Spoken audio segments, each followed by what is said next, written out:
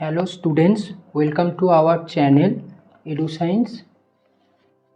আমি আজকে LP 2025 indicative notice নিয়ে আলোচনা করব। যারা যারা এলপি 2025 ফর্ম ফিল আপ করতে চাও বা এই নোটিশটা সম্বন্ধে জানতে চাইছো, তারা এই ভিডিওটা শেষ পর্যন্ত স্কিপ না করে দেখো। তাহলে এই নোটিশটা সম্বন্ধে তোমরা সব কিছু জানতে পারবে, এমনকি এই জবের রিলেটেড, জবের পরীক্ষা কীরকম হয়, রিক্রুটমেন্ট প্রসেস, কতগুলো প্রসেসে পরীক্ষা হয়, সব কিছুই তোমরা খুব ভালোভাবে জানতে পারবে। তাহলে চলো সময় নষ্ট না করে ভিডিওটা শুরু করছি।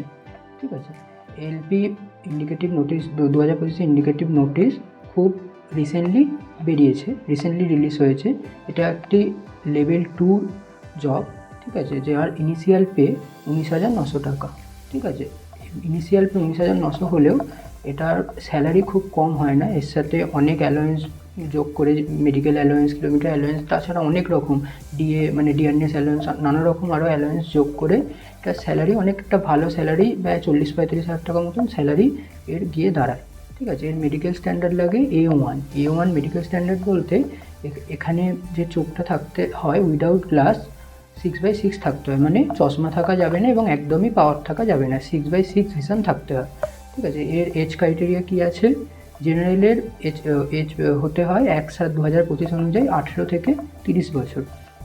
এসসির ক্ষেত্রে এজটা হতে হয় 18 থেকে 35 বছর।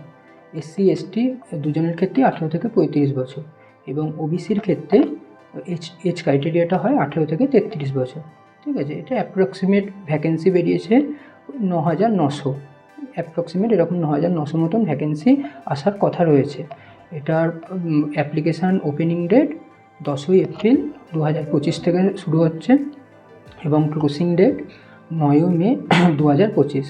ঠিক আছে, তার মধ্যে তোমাদের ফর্ম ফিল আপ করতে হবে এবং ফর্ম ফিল আপে কোনো ভুল করে ফেললে তার এডিটের উইন্ডো তারপরে থেকে খুলে যাবে, তারপরে আরও 7 দিন মতো এডিট করা যায়। ঠিক আছে,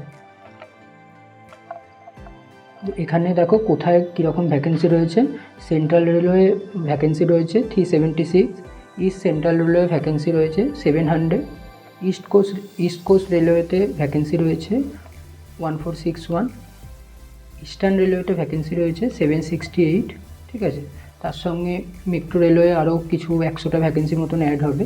নর্থ সেন্ট্রাল রেলওয়েতে ভ্যাকেন্সি রয়েছে 508, নর্থ ইস্টার্ন রেলওয়েতে ভ্যাকেন্সি রয়েছে 100, নর্থ ইস্ট ফ্রন্টিয়ার রেলওয়েতে ভ্যাকেন্সি রয়েছে 125, নর্দার্ন রেলওয়েতে 521, নর্থ ওয়েস্টার্ন রেলওয়েতে 679, সাউথ সেন্ট্রাল রেলওয়েতে 989, সাউথ ইস্ট সেন্ট্রাল রেলওয়েতে 568, সাউথ ইস্টার্ন রেলওয়েতে 796, সাউথার্ন রেলওয়েতে 510, ওয়েস্ট সেন্ট্রাল রেলওয়েতে 759, ওয়েস্টার্ন রেলওয়েতে 885 অ্যান্ড মেট্রো রেলওয়ে কলকাতাতে 225। মোট ভ্যাকেন্সি অ্যাপ্রক্সিমেট 9970। ঠিক আছে, এত কম ভ্যাকেন্সি দেখে ভয় পাওয়ার কিছু নেই। আগেরবারও অনেক কম ভ্যাকেন্সি বেরিয়েছিল, তবে পরে ভ্যাকেন্সির পরিমাণটা অনেকটাই বেড়ে যায়। এই কম ভ্যাকেন্সি দেখে কেউ এমন ভাববে না যে ফর্ম ফিল আপ করবো না, সবাই ফর্ম ফিল আপটা অবশ্যই করে দেবে। যদি তোমাদের কোয়ালিফিকেশান ম্যাচ করে যায় তাহলে ফর্ম ফিল আপ অবশ্যই করবে। ঠিক আছে, কারণ ফর্ম ফিল আপ করার পর তবে তুমি পরীক্ষা দেওয়ার সুযোগ পাবে। পরীক্ষা না দিলে তুমি তোমার অবস্থানটা তুমি বুঝতেই পারবে না, অথবা পরীক্ষা দেবেই। ঠিক আছে, ফর্ম ফিল আপ করবে এবং পরীক্ষা অবশ্যই দিতে যাবে। ঠিক আছে, এটার মেডিকেল স্ট্যান্ডার্ড কী আছে? একদম A1 ক্যাটাগরি হতে হয়, যেখানে উইদাউট ভিশন 6/6 ভিশন থাকতে হয়, মানে তোমাদের চশমা ছাড়া একদম 6/6 ভিশন থাকতে হবে। ঠিক আছে, এবং অবশ্যই near vision test, fogging test এগুলোতেও পাস করতে হবে। ঠিক আছে, তার সাথে বাইনোকুলার ভিশন, নাইট ভিশন, প্রত্যেকটা ভিশনে যখন মেডিকেল টেস্ট হবে এগুলো প্রত্যেকটা ভিশনেই পাস করতে হবে। এলপির ক্ষেত্রে সবথেকে ইম্পর্টেন্ট যে মেডিকেল এক্সামিনেশানটা হয় সেটা হচ্ছে আই টেস্ট। এই আই টেস্টে না পাস করলে তোমরা কোনোভাবেই জবটাতে এন্টার করতে পারবে না। ঠিক আছে, তার এজ ক্রাইটেরিয়া কী আছে? ইউআর বা জেনারেলের ক্ষেত্রে 18 থেকে 30 বছর, SC/STর ক্ষেত্রে 18 থেকে 35 বছর, এবং ওবিসির ক্ষেত্রে 18 থেকে 33 বছর। ঠিক আছে, এখানে তোমার ফিস কত লাগে, মানে ফর্ম ফিল আপ করতে ফিস কত লাগে, জেনারেল আর ওবিসির ক্ষেত্রে এই জেনারেলের ক্ষেত্রে ফিস লাগে 500। ঠিক আছে, তার মধ্যে তোমরা যদি CBT 1 দিয়ে দাও তাহলে 400 তোমরা ব্যাক পাবে। ঠিক আছে, রিফান্ডেড হয়ে যায়। আর SC ST OBC female transgender মানে আরও যত রকম ক্যান্ডিডেট আছে তাদের সবার ক্ষেত্রে ফি 250 এবং পুরোটাই এখানে রিফান্ডেড হয়ে যায়, মানে পুরো 250 রিফান্ডেড হয়। ঠিক আছে, তাহলে জেনারেলের ক্ষেত্রে CBT 1 দেওয়া হয়ে গেলে 400 রিফান্ড হয়, আর SC ST OBCর ক্ষেত্রে পুরো 250 পুরোটাই রিফান্ড হয়ে যায়। ঠিক আছে, এগুলো CBT 1 দেওয়ার পরই যারা CBT 1 পরীক্ষা দিতে যাবে তারাই একমাত্র টাকাটা রিফান্ড পাবে। যারা CBT 1 পরীক্ষা দিতে যাবে না, মানে CBT 1 প্রেজেন্ট থাকবে না, তারা টাকাটা রিফান্ড পাবে না। ঠিক আছে, এটা একদম রেল পরিষ্কার করে জানিয়ে দিয়েছে। রিক্রুটমেন্ট প্রসেস কী হয়, অনেকগুলো স্টেজে রিক্রুটমেন্ট প্রসেস হয়। ফার্স্টে তো CBT 1 দিতে হয়, যাতে তোমাদের একটা কোয়ালিফাইং নেচারের ওটা পরীক্ষা হয়, জাস্ট তোমাদের পাস করতে হয়, ওর নাম্বার মেরিটে যোগ হয় না। তারপর যারা CBT 1 পাস করতে পারে, ঠিক আছে, তারা CBT 2তে যায়, এবং CBT 2তে পার্ট 1-এর যে পরীক্ষাটা হয়, CBT 2তে আবার দুটো পার্টে পরীক্ষা হয়, একটা part A, part B। Part A যে পরীক্ষাটা হয় সেটা দিয়ে মেরিট তৈরি হয়। ঠিক আছে, part beta only for qualifying nature, সবাইকে 35% নাম্বার পেতে হয়। ঠিক আছে, ওখানে তুমি কত বেশি পেয়েছো তার উপর কোনো ম্যাটার করে না। পার্ট বিতে অনলি ওটা কোয়ালিফাইং নেচার, 35% নাম্বার পেলেই তুমি পাস। ঠিক আছে, তার বেশি মানে তার কম পেলে তুমি মানে তুমি কোয়ালিফাই হতেই পারবে না, আর তার বেশি পেলে 35%-এর বেশি পেলেই তুমি পাস। আর পার্ট এতে তুমি যত বেশি নাম্বার পাবে তত তোমার মেরিট লিস্টে আসার সম্ভাবনা থাকবে। এবং যারা CBT 2 পাস করে যাবে, মানে CBT 2 কোয়ালিফাই করবে, তারা চলে যাবে CBAT, computer based aptitude test, ওটাকে সাইকোমেট্রিক টেস্টও বলা হয়।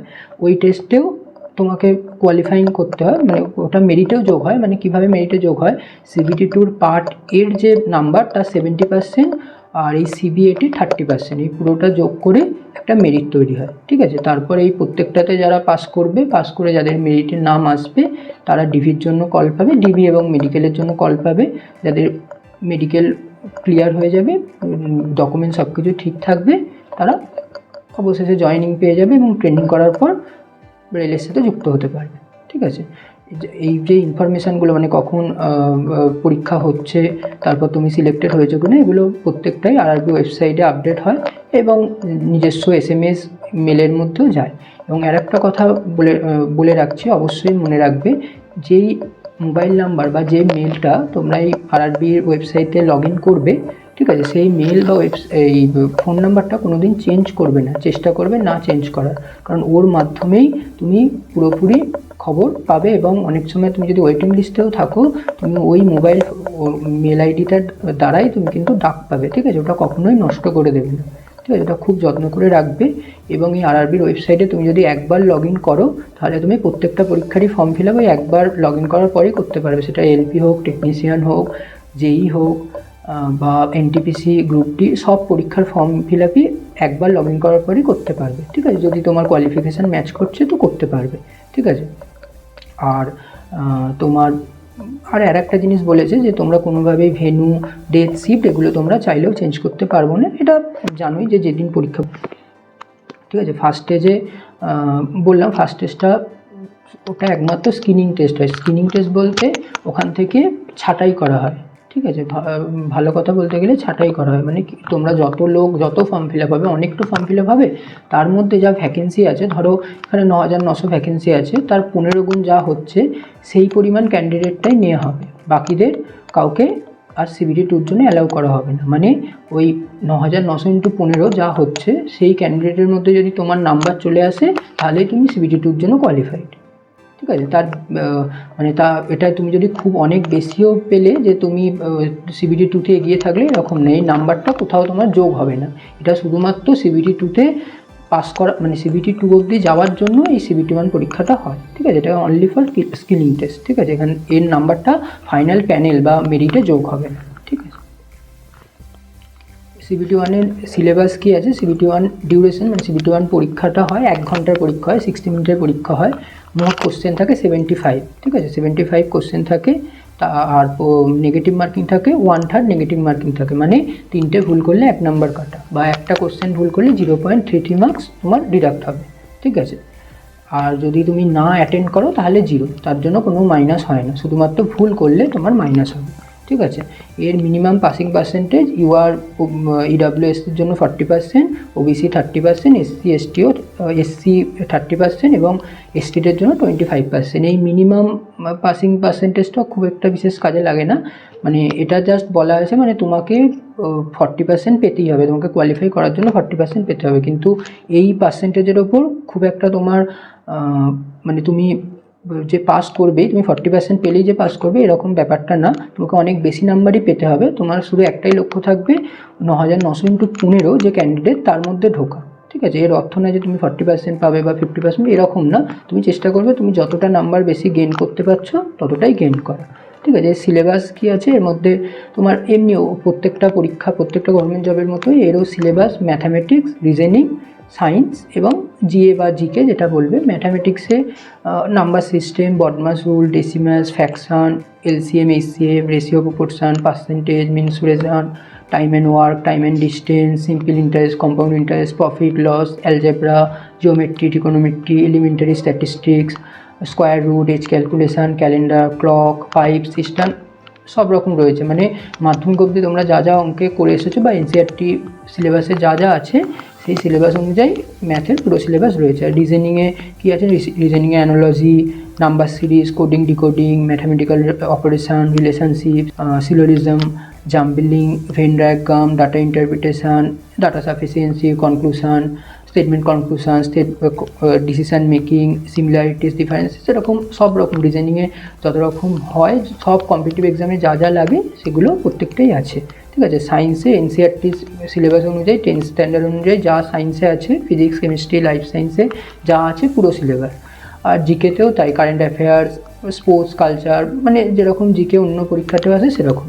এখানে এই এলপির ক্ষেত্রে জিকেটা খুব একটা মানে জিকেটা খুব বড় কোনো ভূমিকা নেই। সিবিটি 1-এ শুধুমাত্র জিকে আছে, সিবিটি 2-র ক্ষেত্রে জিকে নেই। সিবিটি 1-এ 10 নম্বরের জিকে আসে। ঠিক আছে, ওটা অতটা দিলেও নাও হবে, মানে এখানে যেটা বেশি ইম্পর্টেন্ট সেখানে তোমাদের ম্যাথ খুব ভালো করে করতে হবে, রিজনিং খুব ভালো করে করতে হবে এবং সায়েন্সটা খুব ভালো করে করতে হবে। ঠিক আছে, যে এই 3টে সাবজেক্ট খুব ভালো করে পড়ে নেবে তার সিলেকশান হবে। ঠিক আছে, এই 3টে সাবজেক্ট যে যত ভালো করে করতে পারবে, ঠিক আছে, তার সিলেকশানের দোরগোড়ায় সে তত তাড়াতাড়ি পৌঁছে যাবে। ঠিক আছে, তারপর সিবিটি 1-এ যারা পাস করে গেলে, মানে এই যে বলা আছে যে সিবিটি 2-তে 15 টাইমস নেওয়া হবে, মানে 15 সিবিটি 1-এ থেকে যারা সিবিটি 2-র মধ্যে চলে এলে তারা এবার সিবিটি 2-তে, আমি বললাম কি 2টো পার্টে পরীক্ষা হয়, আমি আগে বলেছি যে পার্ট এ আর পার্ট বি। ঠিক আছে, পার্ট এতেও সেমই পার্সেন্টেজ 40 ইউআর বা ইডাব্লিউএসের ক্ষেত্রে 40%, ওবিসির ক্ষেত্রে 30%, এসসির ক্ষেত্রে 30%, এসটির ক্ষেত্রে 25%। কিন্তু এইটুকু নাম্বার পেয়ে তোমাদের সিলেকশান কোনোভাবেই হবে না। চেষ্টা করতে হবে, যেহেতু পার্টের নাম্বার তোমার মেরিটে যোগ হয়, তার জন্য তোমাদের চেষ্টা করতে হবে সবথেকে বেশি নাম্বারটা নিয়ে রাখা। যত বেশি নাম্বার পাওয়া যায় তত বেশি নাম্বার নিয়ে রাখা। সিবিটি 2-র পার্ট এতে কী সিলেবাস রয়েছে, ম্যাথ, রিজনিং এবং basic science and engineering. Math, reasoning আগের যে সিলেবাস বললাম সেই সিলেবাসই, আর বেসিক সায়েন্স ইঞ্জিনিয়ারিংয়ে একটা নতুন সাবজেক্ট যেখানে তোমার সায়েন্সের কিছু পার্ট থাকে, মানে ফিজিক্স আর কেমিস্ট্রির কিছু পার্ট থাকে, আর তার সঙ্গে ইঞ্জিনিয়ারিং ড্রয়িং এর কিছু পার্ট থাকে। ঠিক আছে, এটা তোমরা আর পার্ট এতে তোমরা তো যা নাম্বার পাবে সেটা মেরিটে যোগ হবে, তার সাথে পার্ট 2 যেখানে টেকনিক্যাল এক্সাম হবে পার্ট 2-তে। ঠিক আছে, যার যে টেকনিক্যাল ডিগ্রি আছে বা যার যে ট্রেডে তোমরা আইটিআই পাস করেছো বা ডিপ্লোমা পাস করেছো সেই ট্রেড থেকে কোশ্চেন আসবে। ঠিক আছে, সেই ট্রেডের তোমাকে মিনিমাম 35% পেতে হবে। এখানে কোনো ক্যাটাগরির ব্যাপার নেই, ইউআর, এসসি, এসটি, ওবিসি সবাইকেই 35% পেতে হবে এবং 35% পেলেই তোমরা পাস করে যাবে। ঠিক আছে,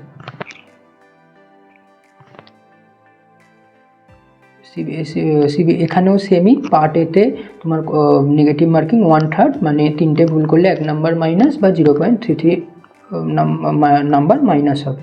ঠিক আছে, এবার সিবিটি 2 যারা কোয়ালিফাই করবে, ঠিক আছে, তারা আর একটা বলা হয়নি, পার্ট বিতে টোটাল কোশ্চেন থাকে 75 এবং তার মধ্যে 35% পেতে হয়, ঠিক আছে। আর মানে তোমার পার্ট বিতে কী কী কোয়ালিফিকেশান লাগে, মানে তোমাদের এমনি এই পরীক্ষাটা দেওয়ার জন্য তোমাদের কী কী কোয়ালিফিকেশান লাগবে। সবাইকে অবশ্যই মাধ্যমিক পাস করতে হবে এবং তার সাথে ITI করা থাকতে হবে, electrician, instrument mechanic, wireman, armature and coil winder, RAC, electronic mechanic, fitter, machinist, motor vehicle mechanic, diesel mechanic, tractor mechanic, turner, machinist, heat engine, maintenance mechanic, এছাড়া আরও কিছু ট্রেড আছে। এই ITI ট্রেডগুলোতে যদি ITI করা থাকে তাহলে তোমরা অ্যাপ্লাই করতে পারবে। তার সাথে যদি ইলেকট্রিক্যাল, মেকানিক্যাল এবং অটোমোবাইলের ডিপ্লোমা করা থাকে তাহলেও তোমরা অ্যাপ্লাই করতে পারবে। আর যদি বিটেকও করা থাকে, ইলেকট্রিক্যাল, ইলেকট্রনিক্স এবং মেকানিক্যাল, অটোমোবাইলে যদি বিটেকও করা থাকে তাও অ্যাপ্লাই করতে পারবে। মানে তোমরা ইলেকট্রিক্যাল, ইলেকট্রনিক্স, মেকানিক্যাল, অটোমোবাইল এখানে যদি ডিপ্লোমা বা বিটেক করা থাকে তাহলে তোমরা অ্যাপ্লাই করতে পারছো। তার সাথে ইলেকট্রিশিয়ান, ইনস্ট্রুমেন্ট মেকানিক, ওয়্যারম্যান, এই কয়েল ওয়েন্ডার, রেফ্রিজারেশান মানে RAC যেটা বলে, radio TV mechanic, fitter, machinist, কি হিট ইঞ্জিন, মেনটেন্যান্স মেকানিক, এই প্রত্যেকটাতে ITI করা থাকলেও তোমরা অ্যাপ্লাই করতে পারবে, ঠিক আছে। আর তাছাড়া তোমাদের তোমাদের আর কি বললাম, এই যখন কিন্তু আরেকটা জিনিস মনে রাখবে, এখানে কিন্তু কোশ্চেন ডিপ্লোমার যে সিলেবাস বা বিটেকের সিলেবাস থেকে আসে না, এখানে কোশ্চেন আসে তোমাদের ITI সিলেবাস থেকে। মানে ওই দেখবে যেখানে মানে তোমরা যদি অটোমোবাইল থেকে কেউ ডিপ্লোমা করে থাকো বা বিটেক করে থাকো তাহলে তোমরা ওই ডিজেল মেকানিক বা ট্রাক্টর মেকানিক এগুলোতে অ্যাপ্লাই করতে পারবে। যদি কেউ মেকানিক্যালে ডিপ্লোমা বিটেক করে থাকো তাহলে তোমরা ফিটার, ডিজেল মেকানিক এইগুলোতে অ্যাপ্লাই করতে পারবে। দেখবে অনেকগুলো অপশান চলে আসবে যখন ফর্ম ফিল আপ করবে, সেই রকম অনুযায়ী তোমরা অ্যাপ্লাই করতে পারবে, ঠিক আছে। তাহলে তোমরা তাহলে বুঝতে পারলে যে এলপির কাজটা কীরকম হয় বা এর রিক্রুটমেন্ট প্রসেসটা কী কী আছে, ঠিক আছে। তোমরা কীভাবে মানে এটার প্রিপারেশান করবে, ঠিক আছে। এগুলো প্রত্যেকটাই ভিডিওটা থেকে তোমাদের ক্লিয়ার হয়ে গেছে আমি আশা করছি। যদি কোনো জায়গায় বুঝতে অসুবিধা হয়ে থাকে বা আরও কিছু যদি এই জবটা রিলেটেড তোমাদের জানার থাকে বা রিক্রুটমেন্ট প্রসেসটা সম্বন্ধে জানার থাকে তাহলে অবশ্যই আমাকে কমেন্ট বক্সে কমেন্ট করতে পারো, আমি রিপ্লাই করব, ঠিক আছে। তার সাথে যদি এই ভিডিওটা তোমাদের ভালো লেগে থাকে বা হেল্পফুল লাগে তাহলে ভিডিওটা একটা লাইক করে দিও এবং তোমাদের বন্ধুদের মধ্যে শেয়ার করতে পারো যারা এলপি পরীক্ষাটা দেবে, ঠিক আছে, তাদের মধ্যে তোমরা শেয়ার করে দিতে পারো।